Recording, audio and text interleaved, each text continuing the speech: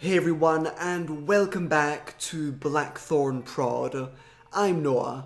So this Friday something amazing happened. I talked with Edmund Mcmillen for about 1 hour on Skype. For the few of you that might not know who Ed McMillen is, he's the indie game developer legend behind some fascinating, weird, fantastic games. The epic platformer Super Meat Boy, the bizarre, twisted roguelike The Binding of Isaac, the stressful and brutal The End is Nigh, and more recently the Binding of Isaac 4 Souls card game. These are all amazing creations brought to life by Edmund Mcmillen. He was also in Indie Game the Movie.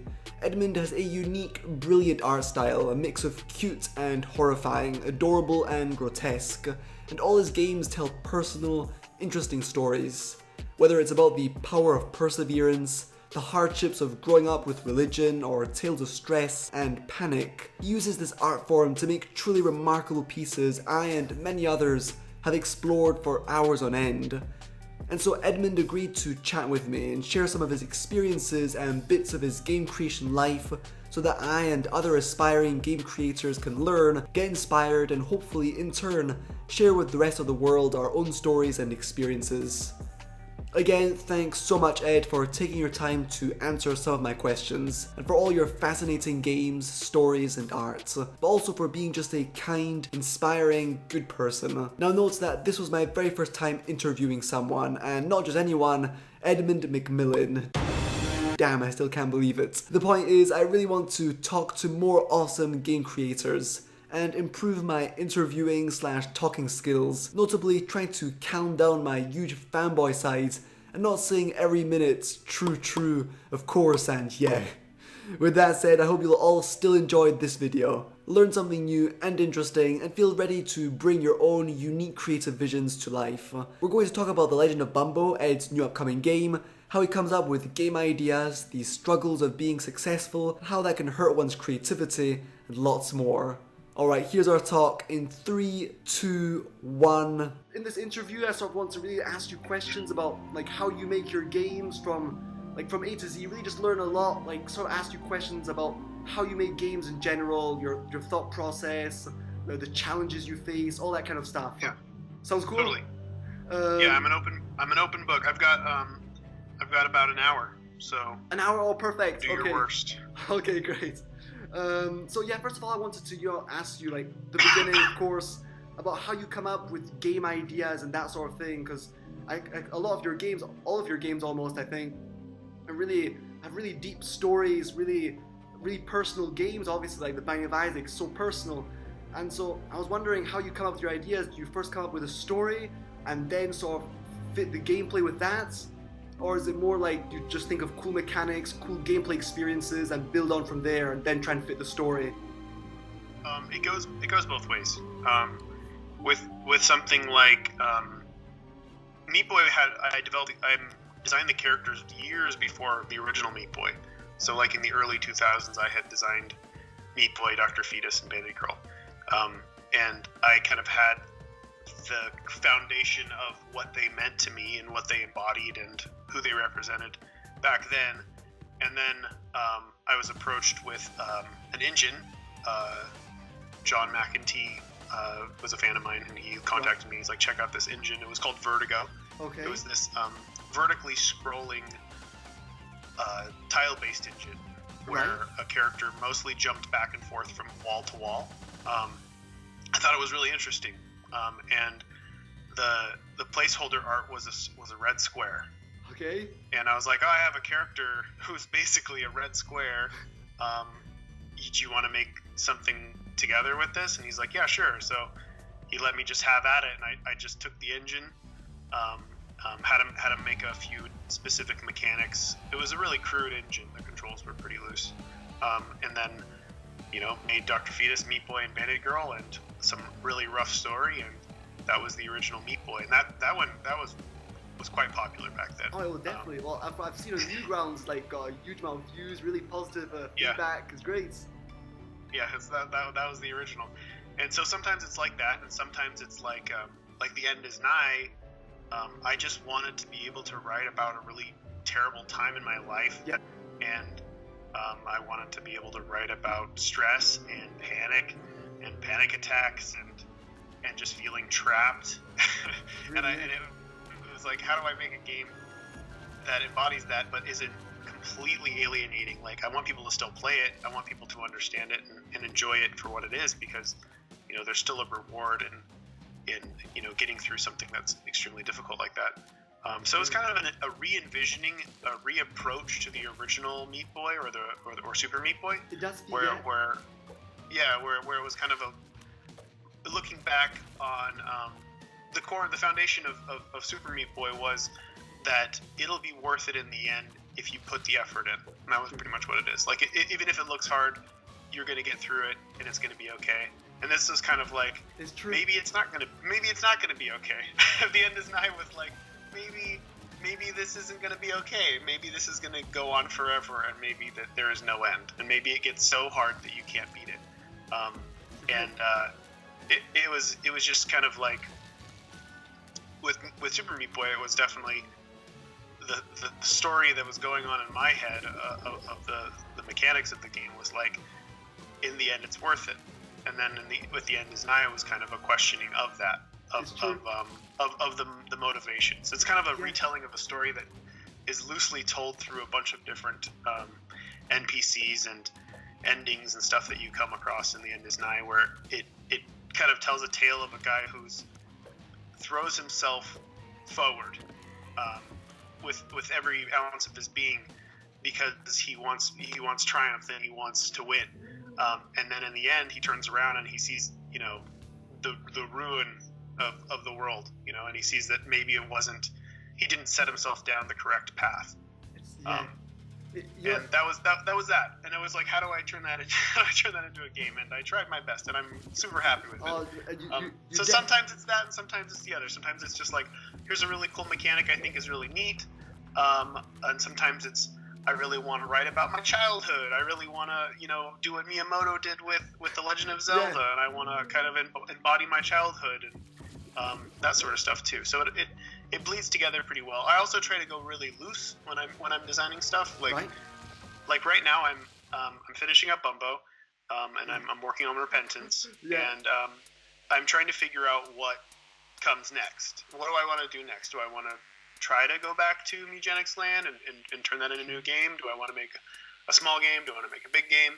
What do I want to do?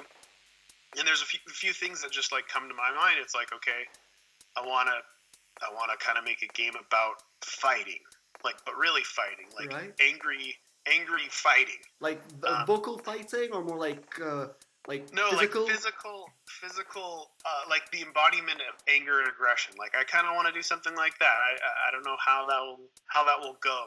Interesting. And what that will be, but and I kind of want to make also, what Mugenics was about like legacy and like the future and like children and True. and like lineage. True, yeah. And I kind of want to explore that too, and maybe I want to go and do that, and This sounds then cool. the mechanical aspects. It's like, I kind of want to do a game where maybe it's a RTS type game that has like a different mechanic that I haven't seen before, or I have a bunch of stuff like written down, and a vague recollection of what I write down, and it all kind of just blurs together when you're thinking. when I sit down to think or write. That's so great. That's really great. Just to quickly go back on The End is Nigh and Super Meat Boy, you should definitely feel so proud of what you did, because it's amazing how I felt like so many times I felt like giving up in Super Meat Boy, The End is Nigh, because those games are so brutal and hard, but if you keep at it, it's really true that if you don't give up, it always feels so rewarding and good in the end. And so that's really the tough story you want to tell, and it bled through perfectly in the gameplay. I really felt that as a player, I need to keep on going, and if I kept on going, it would be all worth it in the end. It's amazing. It's great. It's really great. So after, I also wanted to kind of know, like, do you throw like loads of projects away usually? Like, do you often prototype games that aren't good? And it often happens. Not necessarily aren't good. Like, the best example, most recent example, was Tyler and I, before we did The End is Nigh, we were working on Ouroboros, which was kind of a time fuck sequel. Yeah, I saw that one. I was super happy with it, and we actually got really far in it. I'd say we got past the halfway point, and we started noticing people were getting motion sickness, and a lot of people were complaining about motion sickness. Yeah. And it was kind of like, well, like the foundation of this game is this kind of endless spiral. Yeah, right? it's rotating a lot on that. I can see. Yeah, it's true. Yeah. So it's like, and that's kind of what the game was about. So it was hard to like get rid of that. Yeah. Okay. Yeah, and so it's still there. It's still in pieces. It can still become something else. Maybe, yeah, but true. That was one of the games, most recent games that I got pretty far in design wise, and kind of like put it down. And we were just gonna put it down for a second. It was just like we kind of looked at the platforming aspects of it, and the platforming aspects were really good. One of the things that we added to Ouroboros was when you were in the air and you pressed down, you kind of turned into a ball and you dropped faster. And that made the controls feel so nice. And it was like, well, what if we just made a platformer that kind of had that element, and then we'll just tack on, one new mechanic, and that was wall hanging on corners and hanging on hooks. And that's the end is Nigh, basically. Yeah, that's the end is Nigh. So we prototyped that, I think it was at the very end of the year, like around Christmas time. Yeah. We came up with a really, really fast prototype. Started out as like a bipedal character. It had a head and a body and 2 legs and 1 arm. Right. It was like a leper. And then it just didn't read well because I really wanted the screen to be zoomed out. I wanted it to always be locked into a very specific zoom. Right. So I had to redesign that, and it turned it more into a blob, just a head. True. And then that was the end is Nigh, and then we went from there. Yeah, it feels more simple to control, also like a little blob, just very small, very... Yeah, you can control it well. I imagine like a leopard must have been harder to design controls around that too. Yeah, it wasn't so much. It was the same situation because he was short. It was just. He was short. Okay. He was a very squat little guy with a large head. Right. Okay. Yeah. He just looked like almost like a mummy, like a little black thing with bandages all over him. How something cool too. It was still the same character, but and then it was his head looked like Ash's head. And it was like, fuck it, we'll just make it the head. Yeah. It's just the head. So that's what he was. That's but great. I definitely gravitate towards simplistic, blobby, little square or round characters. I've done that a lot in the past, and it's more my style, I guess. Of course, man. I love that style so much. It's like a mix of cute, but also quite scary, quite disturbing. Yeah. But I love it. And I got to do that a lot in the end of Nigh. That was one of the things I was really happy with, too. I wanted to mix cute with agony. Yeah. I wanted things to look like they were in horrible pain at all times. Even Ash's face is. He's frozen. It's frozen in this like agonized with his teeth clenched. I must have spent dozens of hours literally staring at that screen and this little character just in such agony. It's true. Meatball, you don't get that too much. I don't think you see his expression very much. But yeah, Ash, it was constant, and it added to that feeling of hardship, which is great. So now that we've talked about that, I was kind of wondering what in your opinions are the sort of games that are going to stand out today. There's dozens of games coming out on Steam every single day. No, I don't. I don't. There's really no way to know. The games that stand out are the games that do something new and do something like a really good example would be Celeste. So Celeste is a great game. I played it. And it's a platformer. It's a platformer like Meat Boy. It's a platformer like The End Is Nigh. But the thing that puts it ahead of everybody else isn't that it's doing something new. No, it's that it's doing something really well. Exactly. It's very simplistic. It's straightforward and to the point, and it's gentle, nice, and still punishing. And I think they did the scaling difficulty as well, which seemed to work for them. So it was a very accessible version of your basic platformer. Yeah. But Matt is really, really good at level design. So it's like if the levels are good and the controls are good, it's going to shine really bright. Then the reputation too, because of course Matt made a ton of games in the past. Towerfall, for example, was really big. So that's a standout title right now. That isn't doing anything super new. No. But what it's doing really elegantly and really well. So that's a good example of somebody Matt has been making games since the early 2000s. Around the time I started. Yeah. For a long time. So that you're seeing the skills of somebody who's been doing it for forever. And then you've got something like Five Nights at Freddy's. That was true. hugely popular, right? And then why is it popular? Is it the greatest design game in the world? No. No, it's you true. know, it's not. But it's doing something that an audience wanted that didn't exist before. It's a new genre of game in a lot of ways. I mean, there's throwbacks to Night Trap and stuff like that, but it's offering something new, and it's offering something viral. And I've noticed that a lot of more successful indie games these days are more successful when they can be streamed, and when they can go viral via videos and whatever else, when they can be watched. True. So it's tough because like you can make a good game and no one will care.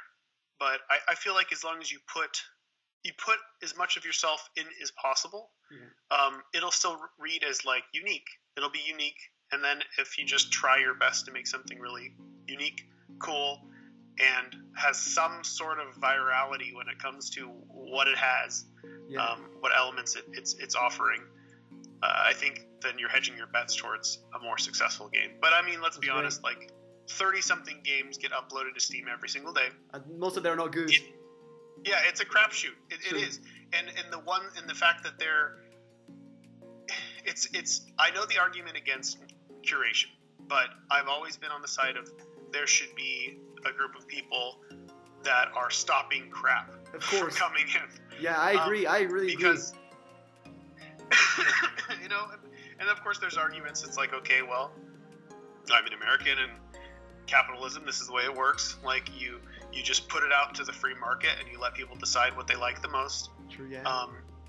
But in that situation, you're gonna run into a lot of crap, and the crap is gonna make it harder for other people to. I don't know. It's a gold rush. I mean, we're looking the tail end of the gold rush of indie games. You know that in a lot of ways that I was guilty for. You know, Indie Game the movie really pushed that a lot. You know, everybody. I remember back in the day, 7 years ago now. Yeah. People would watch the movie and then they'd be like, you know, I'm a 35-year-old husband. I've got a wife. I've got 2 kids. I used to work for EA. I quit my job and now I'm independent. And I'm like, why did you do that? This is realistically, like, indie games is only feasible for people who are very young and have a lot of responsibility and debt and you know, a wife and kids and need to pay for, you know, living at home.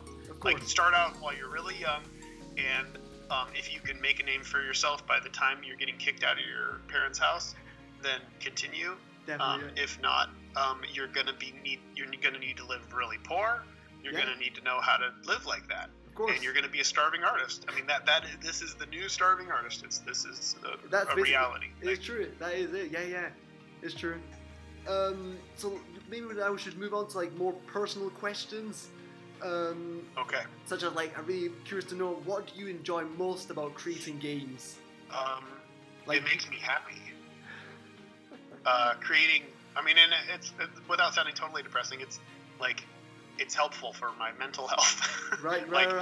It makes me feel accomplished. It makes me feel productive. It's something that I know that I'm good at, and it makes me feel good to know that. True. And I get to kind of work out. I'll go in with like an idea of what I want to kind of write about or whatever, and then I'll come out the other side feeling like I've learned a little bit more. About what it was that I was discussing with myself. It's great, yeah. So it is. It's like even with the end is nigh, I went in feeling like this is my last game. I don't want to play games anymore. Yeah, I mean that's because that's what it was about. It was about questioning what I was doing, and questioning what was most important in my life and how I'm supposed to make that work. You know. And it came at a time where, you know, my daughter was 1.5 years old, and I'm seeing the future and seeing how important it is for me to not be a workaholic and constantly on the computer, you know, and try to figure all that stuff out. And I really did question it until it was over. And then once it was over, it felt like a lot of that was purged from me, and I felt like I was at peace with a lot of the issues that I had, that I was writing about. And I felt like I could realize that my life is different now, and that I can balance work as well as family. Yeah, I mean, I started making comics, and I was predominantly an illustrator. And even with comics, I found that I had more interest in writing, than drawing. It was like I was okay at drawing, and I'm still okay at drawing. You're amazing. I'm at the point now. I'm at the point now where I will hire other people to do the art because they're better. You know what I mean? Like I love character design, and I'll always do the character design. Yeah. But realistically, like when it came into the card game and stuff like that, it's like, well, I've got 5 people who can draw better than me. Why not just have them do it? Like, sure, yeah, and they need money. Like, they need money. They're artists, and they're fans, and they know the game as well as I do, and they know exactly what they're doing. So why not just hire them to do it? True, yeah. That's where I'm at. Like with the end is nigh may be the last game that I do all the art for. Oh, really? Yeah. I don't know if it's realistic for me to do that kind of work anymore. It's just. It's a lot. I can't work like I used to, where it's just like, okay, I'm gonna carry the workload when it comes to all the level design. Like even with the end is nigh, Tyler ended up doing like a good 30% of the levels. Yeah, maybe a little less. But and we were able to split it in that way, and it's like I'm so used to carrying that kind of heavy load, and it's super taxing. Of course. So, yeah. And that's one of my things. That's my compromise with myself for the future. I will keep making games as long as I'm not carrying that kind of workload. All right, yeah. And most of my interest and I feel like what I have to offer that is unique is my perspective and my approach to how I write and design. So that's what I predominantly focus on. That's fantastic. And that's where I lean, and that's the thing that makes me the happiest. And that's the thing that, like, I'll never go to sleep at night thinking like, I really wonder what that character or boss I've got to make, I wonder what he's going to look like. Yeah. I'm going to sit down and I'm going to fucking throw it up on paper and it'll be easy.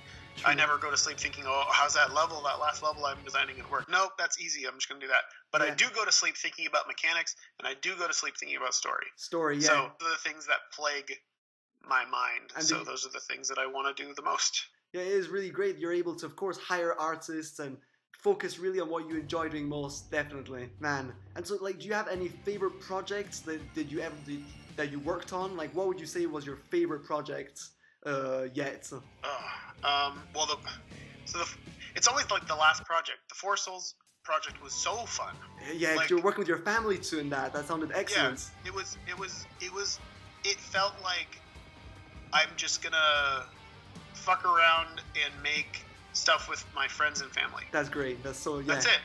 I mean, the online social aspect was a bit taxing. I didn't realize it till after the fact. It was kind of like, I felt like I was on stage every day, and then once it was over, it felt like my whole body, my soul had been sucked from my body, and I was just this empty husk laying on the couch. Like, I had no idea that like that amount of just like interacting with fans and go like every day. Like, it's absolutely amazing. What you did on Twitter during that period was incredible. Absolutely incredible. It was fun. I did it because it was fun. Yeah. And I went. I mean, both me and Danielle, we went crazy with it, and I wish I could have continued with it too, but after a while, after a month and a half, it was just kind of like exhausting. Oh, no. Yeah. Oh, yeah. this is taking its toll.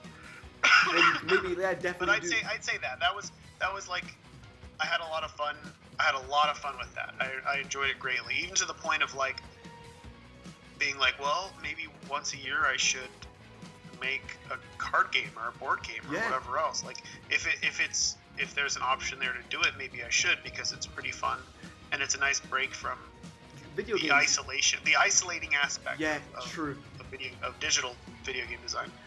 So I probably will. I mean, there's no doubt in my mind that I'll probably work on another physical project in the future, because it was really fun. Yeah, no, I imagine, of course, because there you're always with people when you're playtesting. You're with your family, you're with your friends or your children. So that must have been so different from just creating your games in your attic or in your bedroom alone. It's true. Yeah. But yeah, I mean, there's some element of awesomeness for most of the projects that I've worked on, especially recently. Like, Of course, yeah. the end is Nigh is probably the game I'm most proud of. It's amazing. It's definitely amazing. It's a great game. I remember when deciding that this is what we were gonna do, thinking everybody's gonna compare this to Super Meat Boy, and Super Meat Boy's so golden and untouchable that there's no way that I can ever do something that even comes close. And it was that aspect that's like, I'm gonna do it because Challenge yourself, I'm a better fucking designer than then. It's been almost 10 years. Yeah, it's crazy. Yeah. So it's like I've got to be able to do it, and it was kind of a challenge to myself of like, I want to make a game with better controls. I want to make a game with better level design. I want to make a game with that's bigger, more taxing, and more elegant. I want to make a really elegant, finely tuned, polished game, a platformer. It feels and that way. Everybody's gonna say it sucks compares. No one said that though. But I mean, no. But in the end, I didn't really end up doing a lot of press for it. Nobody really played it. But it's still one of those games that, like, I look back on it now and I think, wow, even though I didn't want to talk about it when it came out because it was difficult to talk about. I just didn't want to. It was so yucky. It was every aspect of the story and all the personal stuff that I poured into it. I was just not remotely comfortable with talking about an interview. So I avoided interviews. I avoided press. We put a trailer out. We released it, a week later. No one expected it at all. It was a complete surprise. It was like, yes, I remember the feeling. I was like, what? A new game? Yes. It's true. And I wanted to do that, and I've always kind of had a dream. Like, I kind of got my wish with The Binding of Isaac. I wanted to make a game that, a few thousand people loved. I know. But majority of the population was like, this is too weird, and I don't really like it. And I failed at that because of a lot of people ended up really liking it. Millions, but with The End is Nigh, I kind of got my wish with The End is Nigh, and there's quite a few people out there that are super, super diehard End is Nigh, like, greatest platformer ever enthusiasts, and that's kind of what I'm going for. I like being able to kind of do that if I want to do that. Of course. Just make a game really quick and not worry about the audience and whatever else. But definitely, I think that's why you make such amazing games, because you don't think of like whether it's gonna sell too well or not. You really just design from your heart, it seems, and that clearly. And I like to continue to do that. That's not an easy thing. It's a very difficult thing, honestly. Of course, I imagine, especially since you've got like so many fans around the world who are expecting certain games from you. I imagine that must like do you feel like it's influencing what you're creating, like the amount of people that are following you and know about you and stuff? It's a fucked up like animal brain thing. Like, it doesn't make sense because there is always a part of me that's like I remember back in the day thinking, like, right after Meat Boy, I'll just make another Meat Boy game, and it's like, but I don't want to make another Meat Boy game. I want to make something new, and it's like, but people will like it more, and they'll like me more if I just keep giving them what they want. It must be an and it's like, but I don't want to do that. So it's the nice thing with Isaac is I'm able to do that because I still love the game. Like, I still really want to work on it. But with other games and stuff too, it's like, why don't you just make more of this? Why don't you just make more of that? And it's like, you've said all you have to say. Yeah. Like I there's a part of me that wants to. There's a part of me that, like, even though I think it's so stupid, I still want all these things. Like, I still want. I have this animal instinct I want to be. Yeah. I want people to like me more. I want people to keep talking about me. I want this and this and this. And so it's an internal war of, like, realizing what's important in my life, what I really want, what actually brings me joy.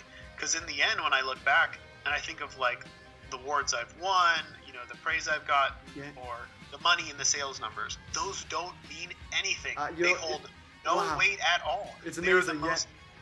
It's like, and it's so hard to tell other people, but it's like, those are the most fleeting and unrewarding and empty things that you can ever accomplish. Like, money, it's just so stupid. It's so empty. And of course, it's like, you need it in order to keep moving along, but you don't need that much of it. You know what I mean? Like, when I look back, the only memories that I have that stand out are, when it comes to game design, are really like bonding with the people that I'm working with.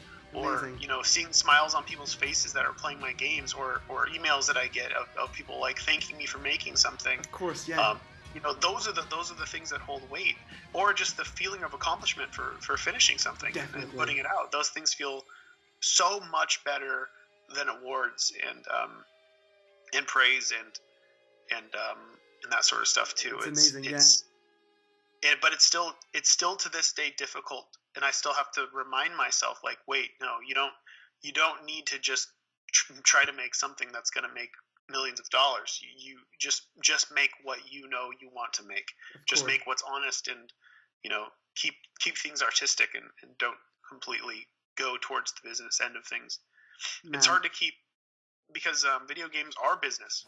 Video games are business and art, and that's what makes them so difficult to balance. It's true. So difficult to take seriously too. Like, it's like you can't even make a goddamn iPhone game anymore without it being 90% business. Like, how are you going to make money? You can't sell it anymore. You've got to have some in-app purchase. And how are you going to do that in a responsible way that works with your audience as well as your game? And it's like, this is stupid. It's like, just give up. I'm not even going to touch that with a 10-foot pole. Like, if I'm releasing on iOS, I'm just going to let you pay for it. You should pay for it. I'm not going to come up with some bullshit way to drain you of money so I have extra cash and you have an empty experience. That's just terrible. Like, of course, business and art, they just really don't go well together. It's just it's so true what you're saying.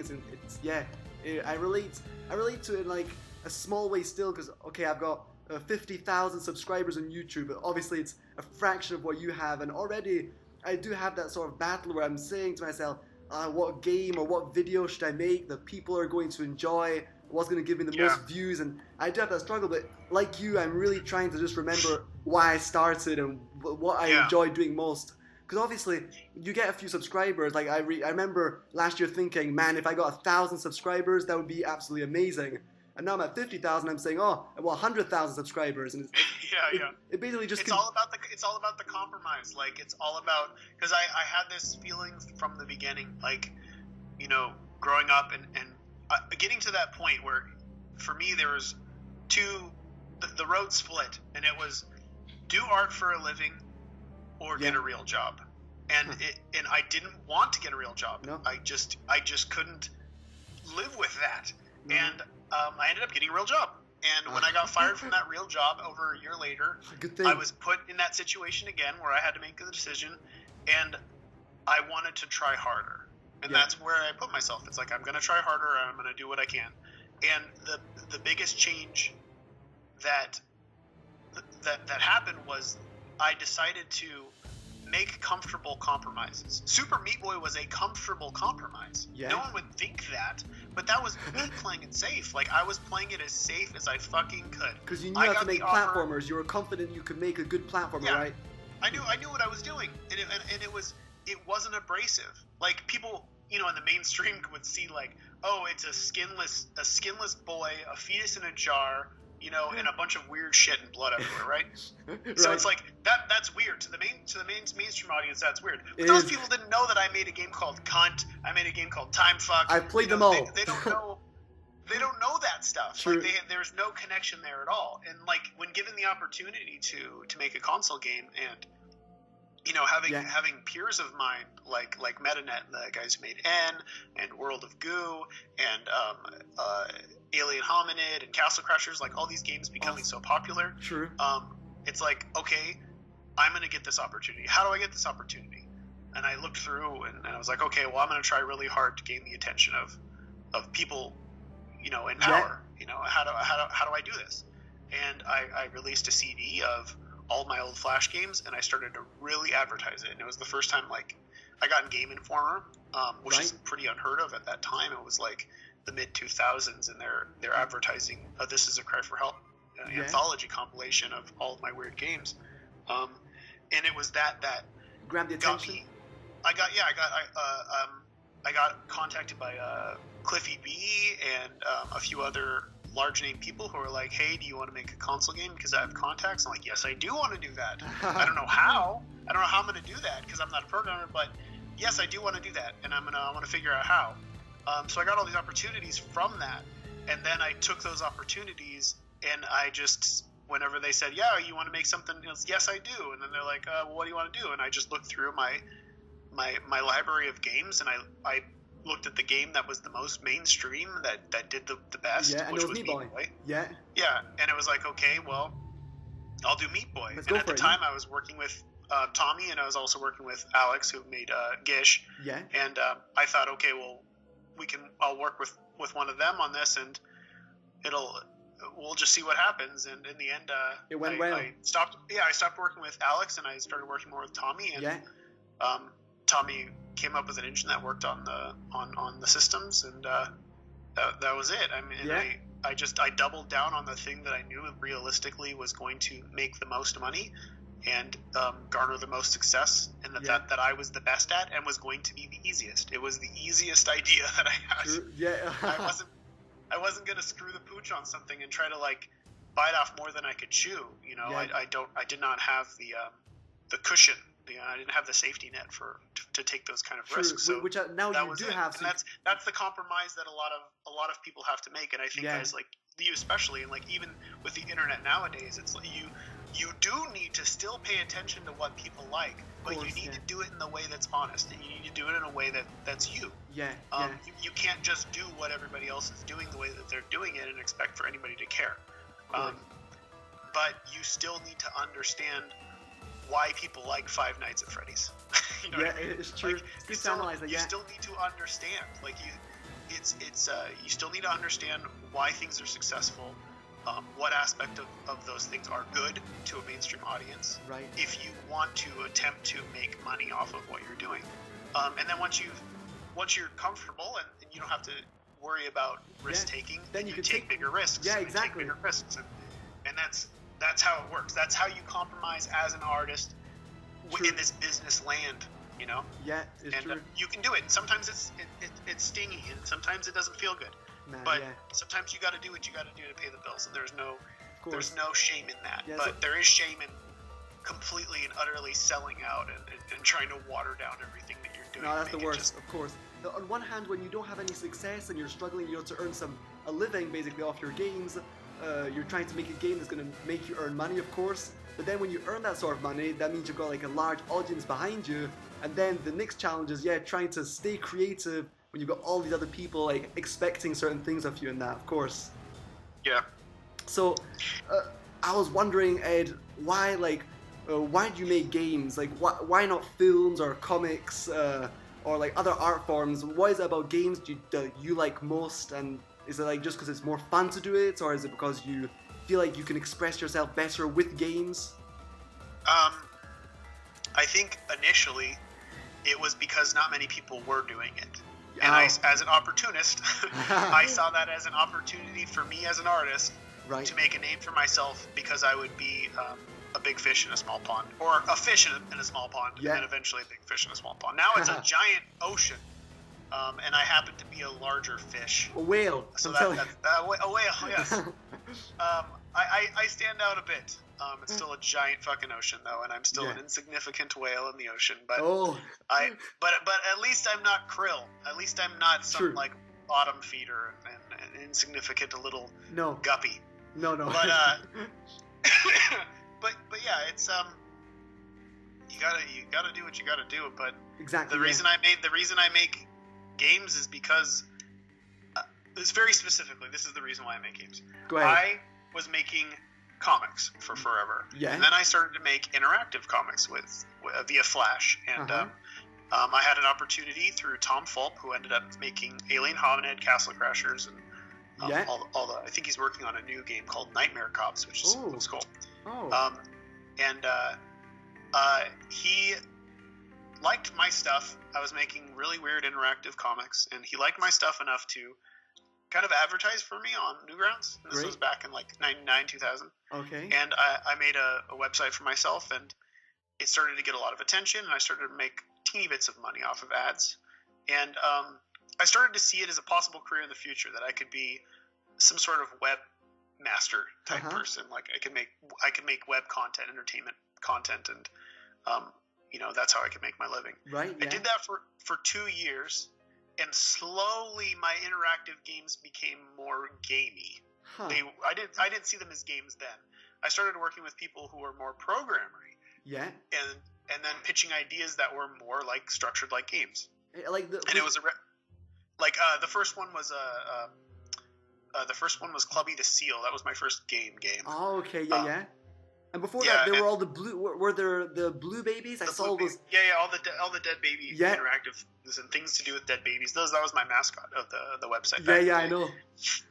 So and then randomly, one day I was still working real job. I worked at a kiosk in the mall selling seasonal puzzle cars, they called them. I was working with this guy who was like, "Hey, you like video games, right?" And I'm like, "Yeah." And he's like, "Well, there's this local independent company called Chronic Logic." Oh yeah, that's where you started making Gish, right?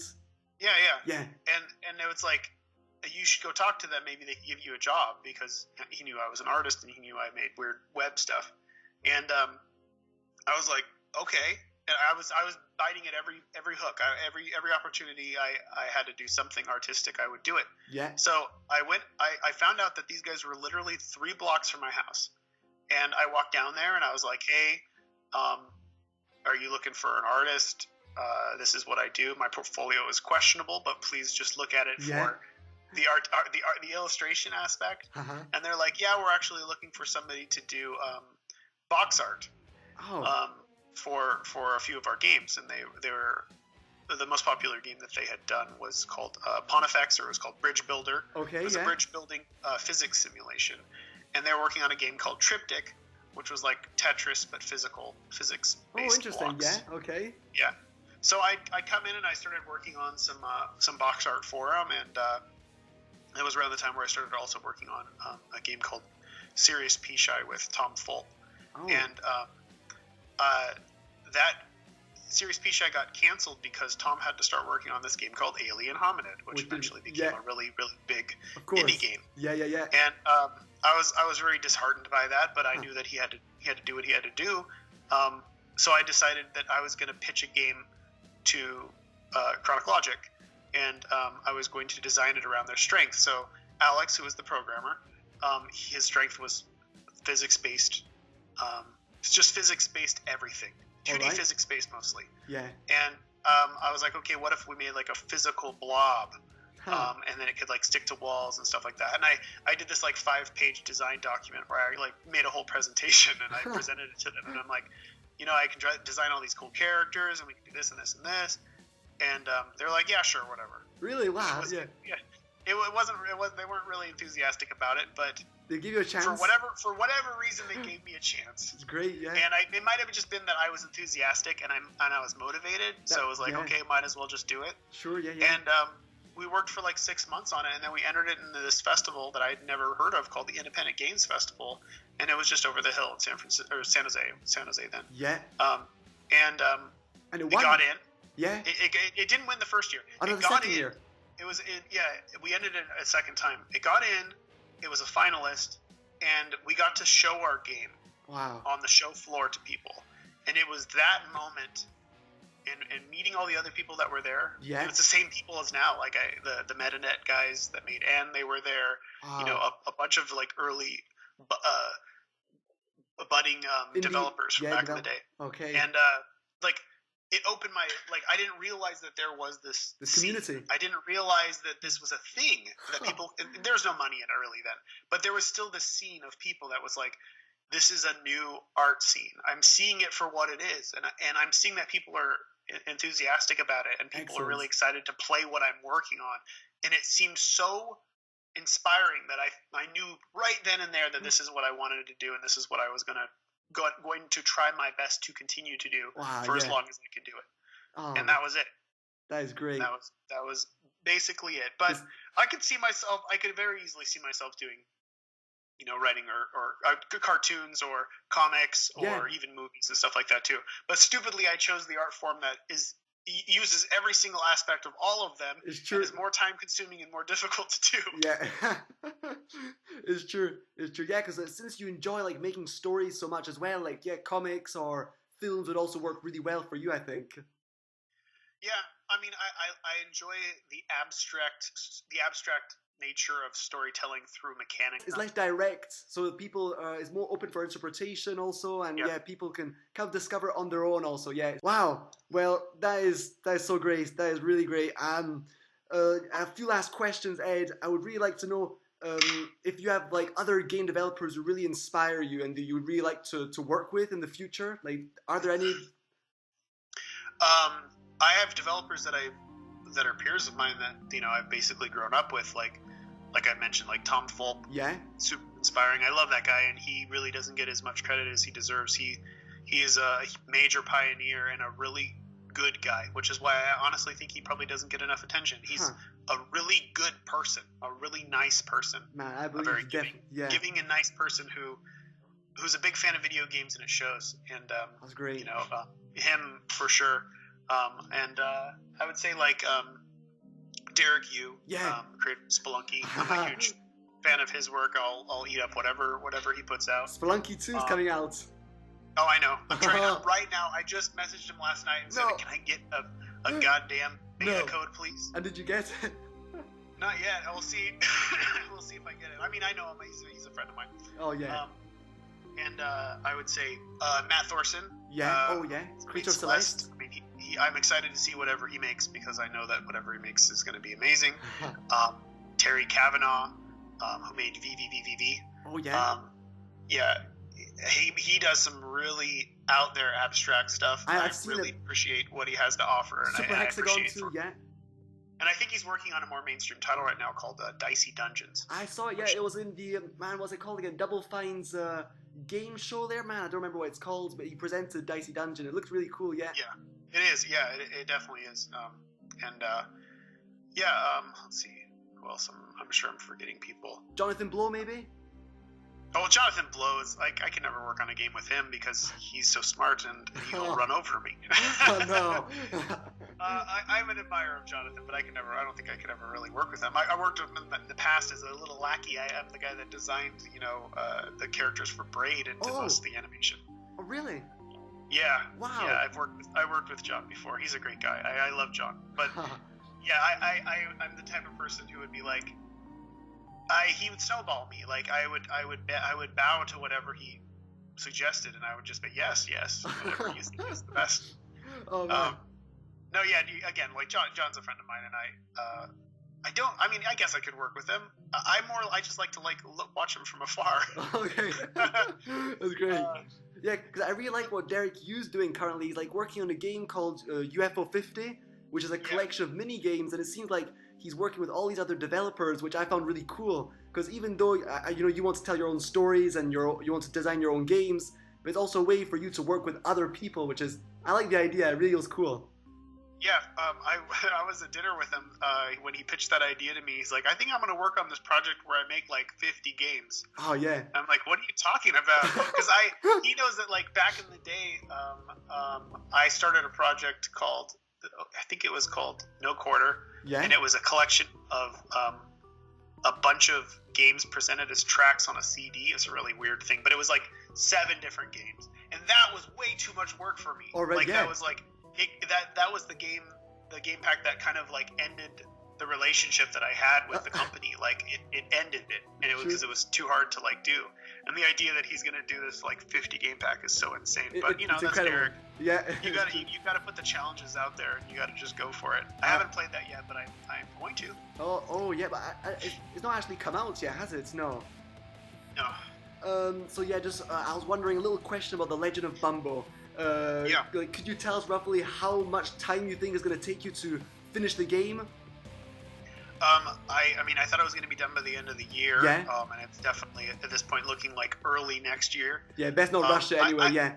It's one of those situations where this is the first time I've ever done a 3D project before. Yeah, I don't do 3D. It's true. No. A lot of people don't even realize it's 3D. They think it's some weird looking 2D thing because it is 2D, 3D. Yeah, it's a mix of James is doing the majority of the work. So James wanted to program and he wanted to do all the 3D, and that's what he's really good at both. Yeah. So when going in, I think I definitely didn't realize. I don't know if he realized how much of a workload that would be for one person.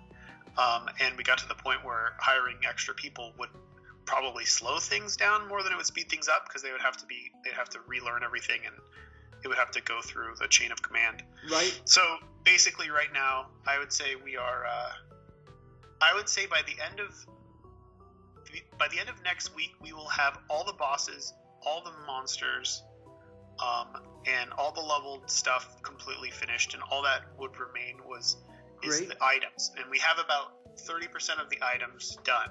So it may take another month and a half to get the items in. Okay, yeah. And while he's putting items, I'm going to be making more rooms, and then tuning, and then I would assume that it would probably take another month to debug, just smooth everything out, and then we would have an idea of exactly when it would release. So I assume that we'll know we'll have a solid release date in the next month and a half. Oh, that's great. I would hope. Okay. But you never know, and it is one of those things where, like, the more time we spend on it, the more I really feel like it's offering something unique. Yeah. And I really want to make a puzzle game that feels difficult in the same way, that something like The End is Nigh or Meep Way is. Like, I want to make a tense. I want to keep the tension up, but I want the player to feel really smart with their decisions. That must be such a different experience making a puzzle game compared to most of your other games, which are platformers and a shooter. Sure. It must be so different. It is. It's very different. It's more comparable to Four Souls. Yeah, that's what I was thinking. The card game was really helpful. Like, that was probably one of the reasons why I made the card game, was something different. Working with Bumble for the past 2 years really got me in the headspace of more puzzle mathematical it definitely equation. Did, of course. It's more that sort of stuff than just reflex based stuff. It must be really refreshing to do that. Yeah. And then I'm also trying to re-envision what because it's supposed to embody Isaac. It's a prequel to The Binding of Isaac, so it's supposed to have Isaac in it. Like, it's supposed to make sense in the Isaac world, it is in the Isaac and it's supposed to have that feel to it. So it's in a lot of ways, it's a really abstract take on the card drafting games and mixed with a puzzle game. So it's something like a cross between Puzzle Quest and Slay the Spire. Oh yeah, I've played that game. It's fantastic. Also, yeah. Oh, this is exciting. This is really. Exciting. I hope it turns out in the end as good as I think it will, and I hope people dig it. But it feels like a really rough drafting game, because every level you're getting randomly generated items, and those randomly generated items can kind of be drafted around, and you can level up specific items to make them stronger and make their mana cost different and stuff like that. But you're always working with the same kind of puzzle board, and then as you go, each of the enemies that you fight kind of force you to play differently. Like, there's some characters that are immune to spells, and there's some characters that are immune to puzzle attacks, and there's some that will put shields on other enemies, and there's some that spawn specific enemies, and there's some that reduce your mana and that reduce the amount of moves that you have. Really interesting. So it's unique, that's for fucking sure. It's probably one of the more unique games that I've done in the past 10 years. My goal when making anything in the end is I need to be proud of the end result. Yeah. Regardless of if it's going to do well or not. That's my number one. Because if I release something that I'm just not happy with, and I put it out there and somebody says it's a piece of shit, they're right. Yeah. You know what I mean? Like, it's true, and I don't want to ever put myself in a situation where that happens. No. Like, I want to make something to the best of my ability, even if it's not for everyone. Oh, that's great. Well, Ed, this was fantastic. Absolutely fantastic. Thanks again so much. Just 2 minutes. Can I show you my little sort of game prototype that I've been working on? It's very quick, and just so you can tell me quickly where you would take it if you were me. So I'm gonna share my screen. So there you have it. That was most of our talk. Again, sorry for me constantly showering Ed with trues and yeses. What can I say? I was just so excited to talk with this amazing creator. I hope you enjoyed our talk and, like me, feel a strong need to A, create games yourself, and B, play loads of Ed's fascinating creations. I'm probably going to try and reach out to Derek Yu, the creator of the masterpiece Spelunky Nix, as well as Team Cherry, the kings behind Hollow Knight. That would be pretty amazing. Anyway, have a great day, stay tuned, cheers.